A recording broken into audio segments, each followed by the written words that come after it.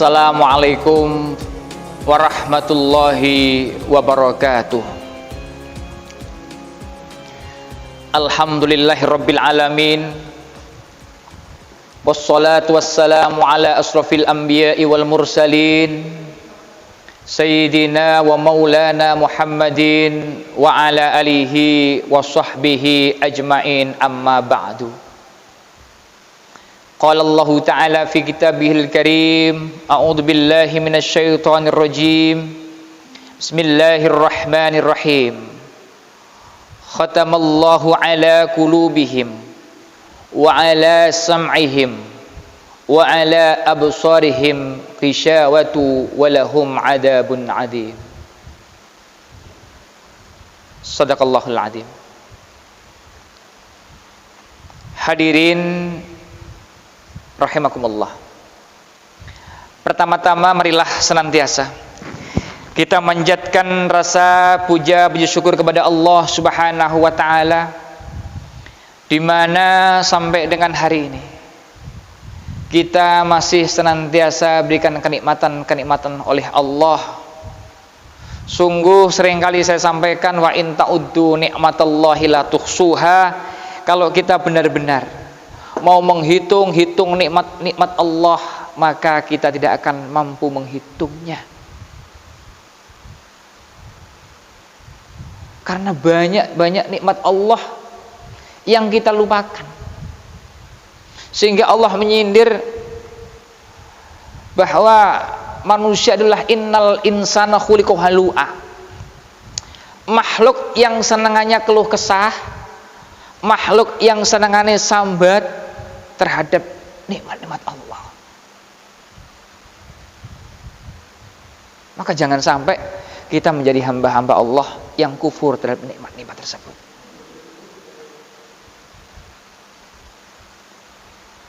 Kedua kalinya salat masalam, mudah-mudahan tetap terlimpahkan pada kepada junjungan kita beliau Nabi besar Muhammad sallallahu alaihi wasallam, keluarganya, sahabatnya, dan orang-orang yang mengikuti jejaknya.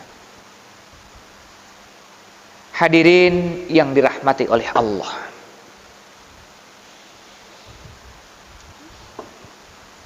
zaman ini zaman yang sudah terbalik. Mengapa saya mengatakan bahwa zaman ini adalah zaman yang sudah terbalik? Karena kalau dahulu banyak orang yang syukur daripada yang kufur, tetapi sekarang banyak orang yang kufur daripada orang yang syukur. Yang kedua, kalau dahulu banyak orang yang lampunya gelap, tetapi hati mereka terang. Tetapi sekarang dibalik, zaman sekarang lampunya terang benderang,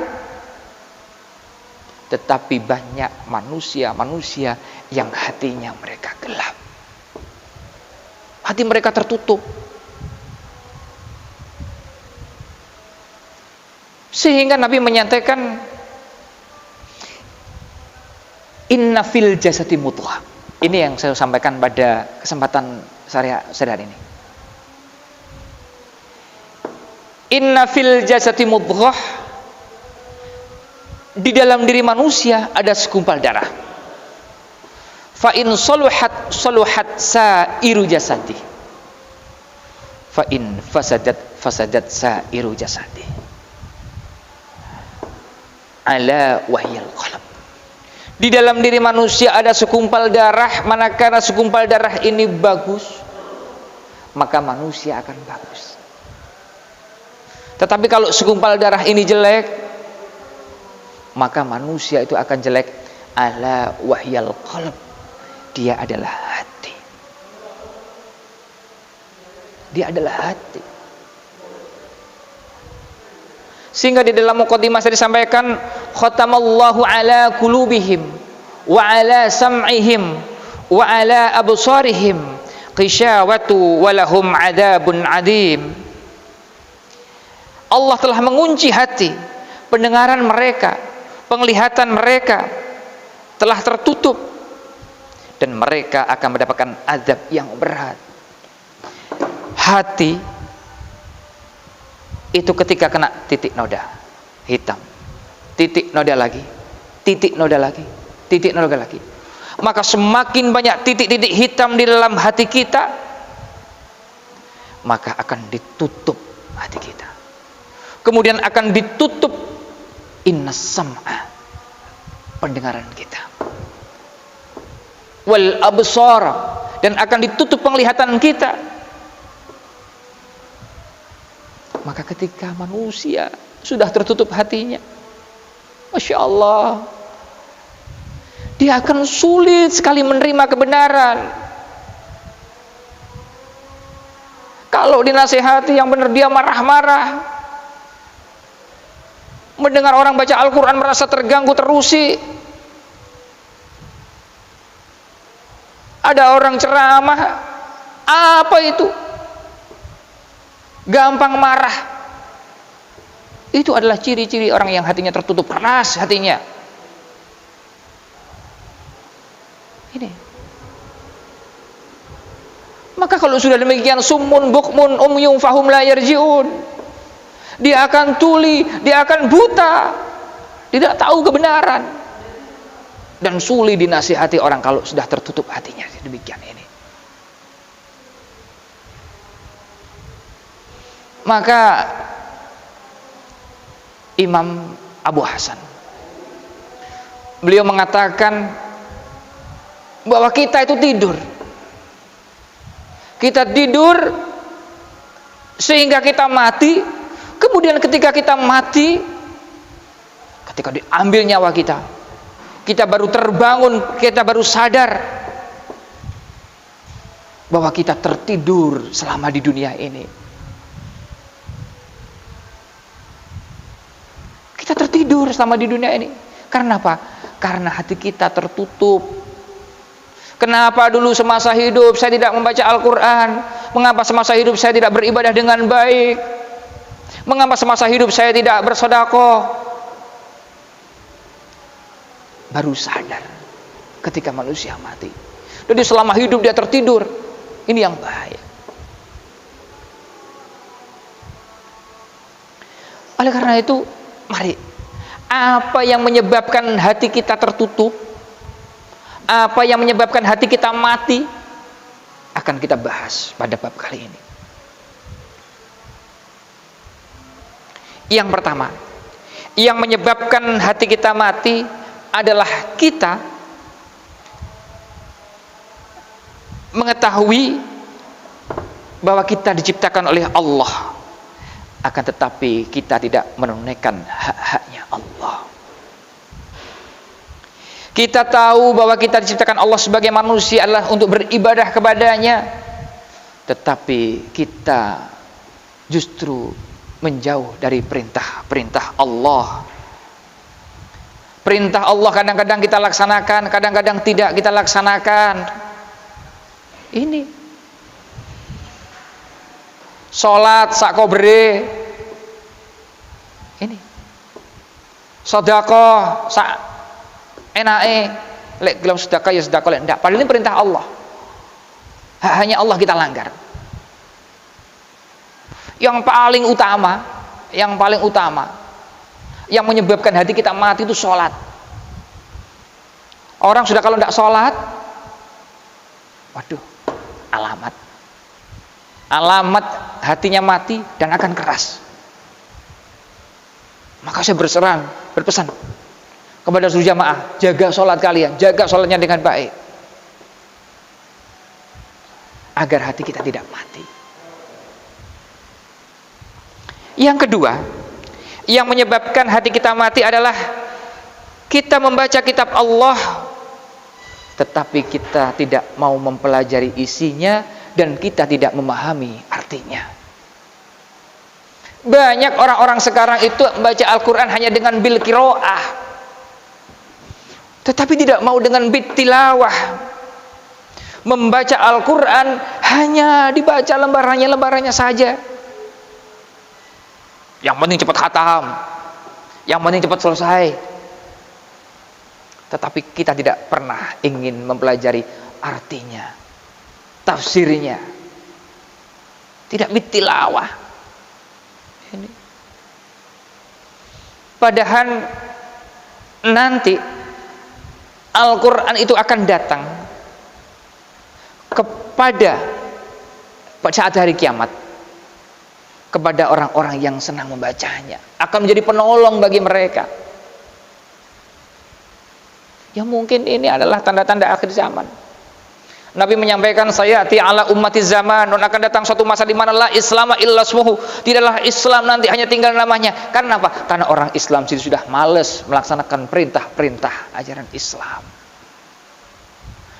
Wala minal qur'ana illa rasmu, jadi adalah Al-Qur'an nanti hanya tinggal tulisannya. Kenapa? Karena orang Islam sudah malas membaca Al-Qur'an. Al-Qur'an hanya dijadikan hiasan di rumah, ditata di rumah. Wah, aku Islam di Quran, tapi nggak pernah dibaca sampai Qurannya berdebu. Ini. Padahal perintah Nabi, aksiru fi buyutikum min tilawatil Quran. Perbanyaklah rumah kamu baca Al-Quran. Fa innal baital ladzi la yuqra'u fihi minal Quran yaqulu khairuhu wa yuksaru saluhu wa liudiku ala ahlihi. Perbanyak rumahmu membaca Al-Quran, karena sesungguhnya rumah yang tidak ditempati membaca Al-Quran itu akan banyak keburukannya, akan sedikit kebaikannya, waliyudiku ala ahlihi, dan akan disempitkan rezekinya oleh Allah. Masya Allah. Kadang ada rumah yang kelihatan mega, rumah yang kelihatannya besar, tetapi ketika orang lewat kelihatan seperti kuburan, gelap rumah itu. Kalau orang-orang yang bisa melihat dengan mata batinnya, rumah kok kayak kuburan ya, karena rumahnya tidak pernah baca Al-Quran. Kalau pengen rumah tangganya tenang, baca Al-Quran. Kalau pengen hatinya anak-anaknya itu tenang, lunak, perdengarkan Al-Quran kepada anak-anak kita. Di Mekah itu obatnya biasa-biasa saja, rumah sakit di Mekah itu.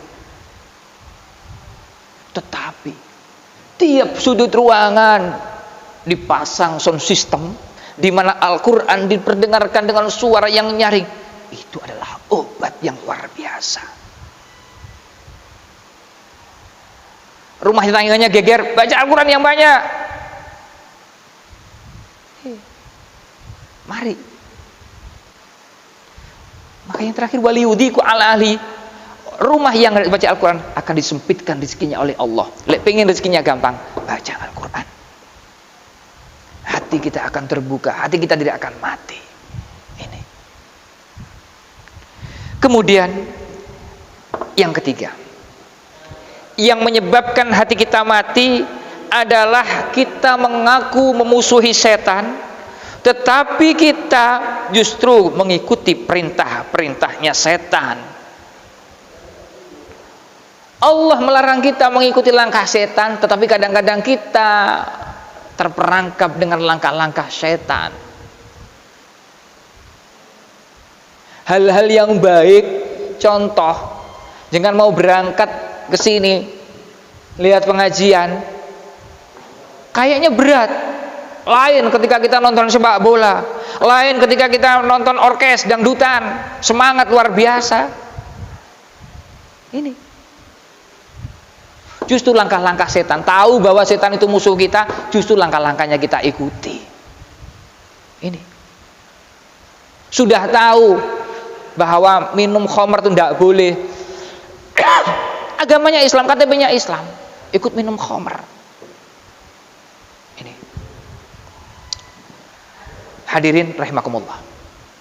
Yang keempat, yang menyebabkan hati kita mati adalah kita mengakui bahwa kita cinta kepada Rasulullah Muhammad SAW, tetapi kita meninggalkan sunnah-sunnah beliau.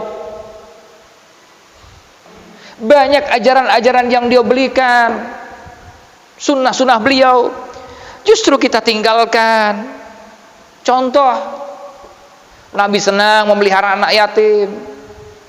Kadang-kadang kita tidak memikirkan anak yatim. Padahal Nabi mengatakan, ana wa kafil yatim fil jannah. Hakada wa asyara bis sabab lil mustaghfar bainahuma. Saya dan orang-orang yang memelihara anak yatim seperti ini loh. Antara jari tun dan jari tengah, berdampingan nanti di surga. Tapi banyak di antara kita yang tidak mau memikir anak yatim, menyia-nyiakan anak yatim. Rasul mengajarkan, la yasroban ahadukum qaiman, jangan kamu minum dengan berdiri. Tetapi kadang-kadang sekarang malah dibudayakan acara pesta mantenan, presmanan, makan berdiri, minum berdiri. Itu bukan ajaran Rasulullah. Ya ini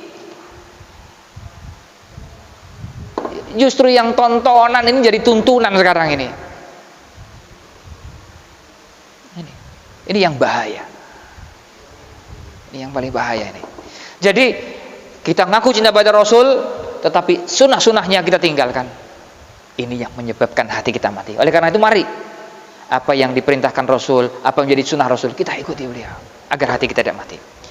Yang keempat, mohon maaf, kemudian yang kelima, kita mengaku mendambakan surga, tetapi justru amalan-amalan yang kita lakukan adalah amalan-amalan kita yang menghantarkan kita ke neraka. Cari ini jaluk surga, tapi amalan-amalan yang kita lakukan malah amalan-amalan ning neraka. Banyak ini contohnya. Kadang-kadang lengkap. Lek malam Jumat yasinan, tahlilan, malam minggu orkesan. Ini loh. Ini yang bahaya. Ini.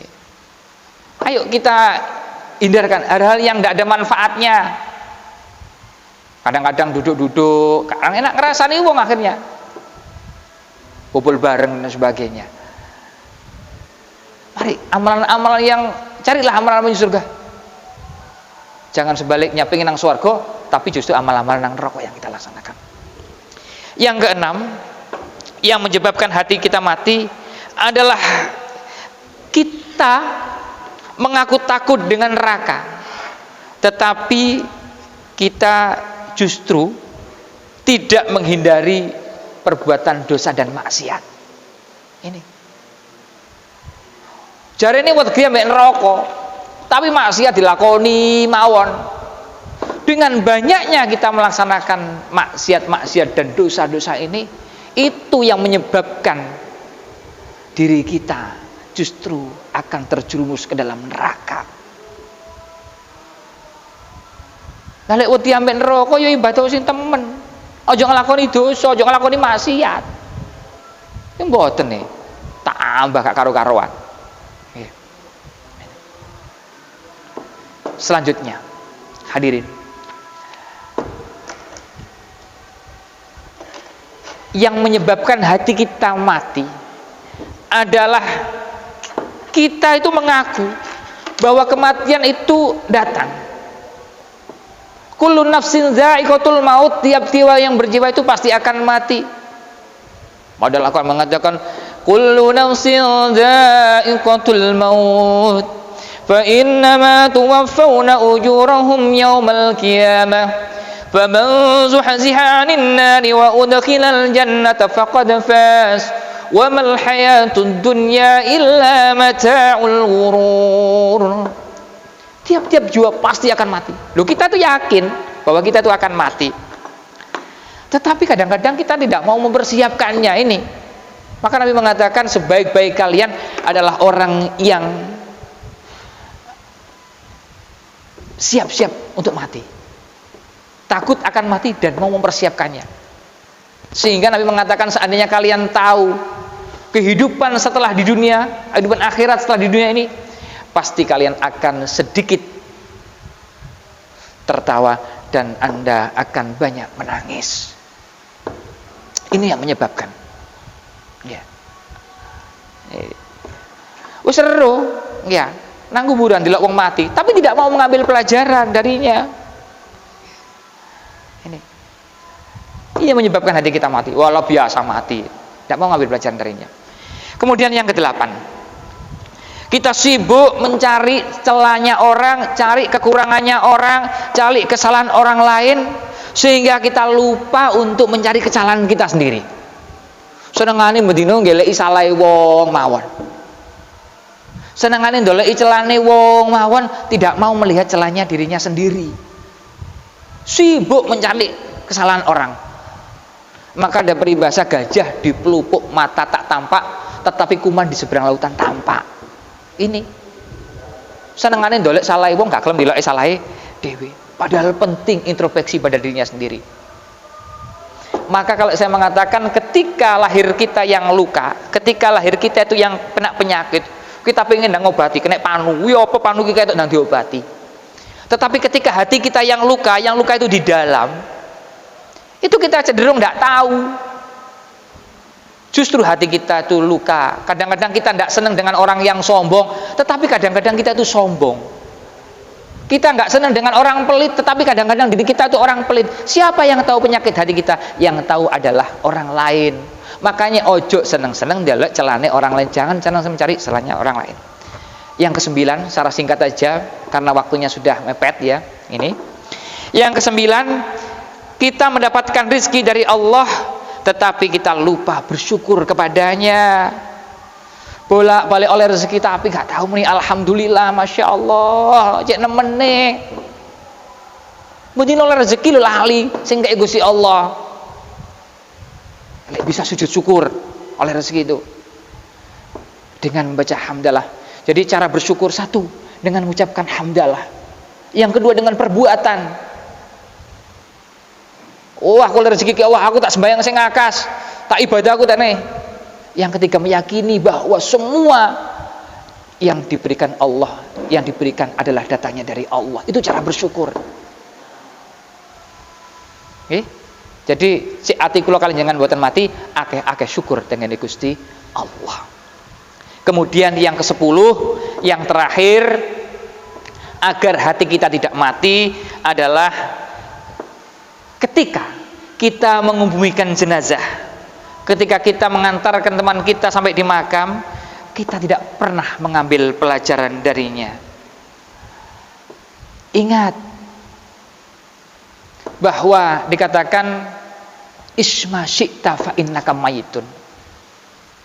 Hidup kamu sesuka kamu, tapi yakinlah fa innaka mayitun, kalian pasti akan jadi mayat. Pasti itu mati, tidak ada yang tidak mungkin tidak mati. Bu karena corona, bu karena apa, banyak. Katanya tidak takut mati, corona ya takut juga kata corona ini. Isma syi'ta fa innaka mayitun. Yang kedua, wahbib ma syi'ta fa innaka mufarihu. Kita ambil pelajaran dari orang-orang yang mati. Orang yang mati bukan membawa harta yang dia punya, tetapi dia justru membawa harta yang pernah dia berikan semasa hidupnya, yang pernah dia sedekahkan. Bukan harta yang dia miliki saat dia mati, tetapi justru harta-harta yang dia berikan itu yang hilang, yang menjadi temannya nanti di kuburan, yang menjadi penerangnya di makam ketika gelap gulita. Ambil pelajaran darinya. Isma syi'ta fa innaka wahbib ma syi'ta fa innaka mufarihuhu. Apapun yang kita cintai di dunia ini, apapun yang kita senangi di dunia ini, fa innaka mufarihuhu, pasti yang kita senangi akan kita tinggalkan. Istri yang kita cintai akan kita tinggalkan. Anak yang kita cintai pasti akan kita tinggalkan. Harta yang kita cintai pasti akan kita tinggalkan. Wa'mal ma syi'ta fa innaka majziyun bih. Apapun yang kita lakukan di dunia ini pasti ada balasannya. Ayolah. Sampeyan kok senengane nang donya bujui tiang, sampeyan senantiasa berbohong pada orang. Jangan kaget kalau suatu saat jenengan nanti dibohongi orang. Jenengan kok pernah menipu orang, jangan kaget kalau nanti sampai ditipu orang. Jenengan kok senengane menghardi orang, jangan kaget kalau nanti ada orang. Kalau sampean memfitnah orang, jangan kaget suatu ketika nanti akan difitnah orang. Ini perlunya kita mengambil pelajaran dari orang-orang yang mati mendahului kita. Ayo ketika kita di makam, kita perhatikan. Oh ya Allah, orang dimakan demikian, hanya memakai pakaian putih, tidak membawa apa-apa, dimasukkan ke liang lahat, dimakamkan di sana, di tempat yang gelap, berbantalkan tanah, hanya kain putih yang menemani, kemudian seluruh orang meninggalkannya. Kita ngambil pelajaran dari kita agar hati kita tidak mati. Hadirin rahimakumullah, demikianlah mari kita mengambil pelajaran agar hati kita tidak mati. Yang pertama, kita mengakui Allah sebagai penciptanya, tetapi jangan sampai kita melupakan hak hanya Allah. Yang kedua, marilah kita senantiasa membaca Al-Quran, membaca kitab Allah, dengan senantiasa mempelajari artinya, maknanya, tafsirnya, sekaligus mengamalkannya. Yang ketiga, marilah kita jangan hanya mengakui musuh setan, tetapi justru kita mengikuti langkah-langkah setan. Yang keempat, jangan kita mengakui cinta Rasul, tetapi sunnah-sunnah Rasul kita tinggalkan. Yang kelima, jangan kita mendambakan surga, tetapi amalan-amalan kita justru amal-amalan yang mendekatkan kita kepada neraka. Yang keenam, jangan kita mengaku takut neraka, tetapi kita justru tidak menghindari dosa dan maksiat. Yang ketujuh, janganlah kita mengaku kematian itu pasti akan datang, tetapi tidak pernah siap-siap untuk menghadapinya. Yang kedelapan, janganlah kita sibuk mempersoalkan, mencari kesalahan orang lain, sehingga kita lupa untuk mencari kesalahan diri kita sendiri. Yang kesembilan, marilah ketika kita mendapatkan rezeki dari Allah, senantiasa kita bersyukur kepada Allah Subhanahu wa taala. Dan yang terakhir, marilah ketika kita ada jenazah yang dikuburkan, dimakamkan, marilah kita mengambil pelajaran dari orang-orang yang dimakamkan tersebut. Mudah-mudahan apa yang saya sampaikan bermanfaat bagi saya khususnya dan para jamaah semua pada umumnya. Kurang lebihnya saya mohon maaf. Akhirul kalam wabillahi taufiq wal hidayah wa ridwan illah. Wassalamualaikum warahmatullahi wabarakatuh.